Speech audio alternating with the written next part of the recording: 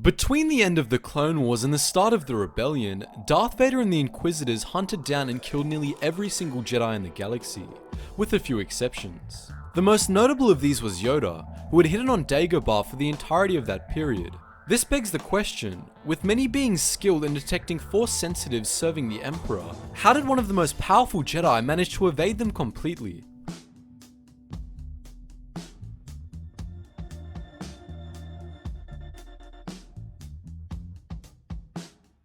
There are several reasons why Dagobah was such a good hiding spot.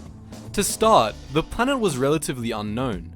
It was one of several worlds erased from the Jedi archives by Count Dooku, and you can count the number of times it was visited prior to the Clone Wars on one hand. Furthermore, Dagobah was teeming with life, which created a nexus of the living force powerful enough to help mask even Yoda.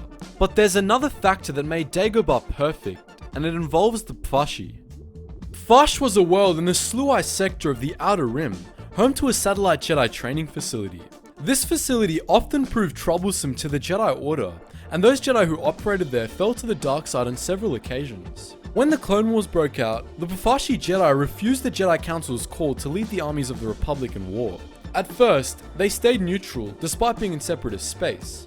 But as the war continued, the Sluai sector became one of the most war-torn in the galaxy, caught between fierce Sluisi separatists and the Sons and Daughters of Freedom, a loyalist privateer group led by Zozride or Slake. Caught in the midst of war, the Pfashi Jedi turned to the dark side and sided with the Sluisi. The Dark Jedi harassed Slake's men until the Jedi Council sent a strike force to deal with them, led by none other than Yoda. Yoda and the strike force defeated the Pfashi, and Yoda himself struck down their leader, ending the threat of the Dark Jedi of Pfash for the time being. However, when the Clone Wars ended, the Pfashi Dark Jedi rose once more. Their leader took over the ship of a smuggler called George Cardas, and went to Dagobah, either to hide or find Yoda. Yoda had been expecting the Dark Jedi, and the two engaged in combat, a battle that lasted for a day and a half. Yoda eventually got the upper hand and killed the Dark Jedi, whose body disintegrated into a burst of dark energy.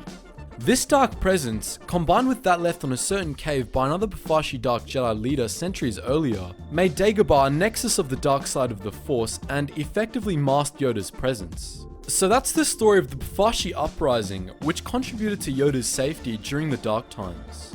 The whole event is a rat's nest of retcons, and if you want to read the original story of the Uprising, then I would recommend the Thrawn trilogy by Timothy Zahn. That's it for this video, and as always, feel free to leave your thoughts in the comment section below. As always, thanks for watching, and I hope to see you in the next video.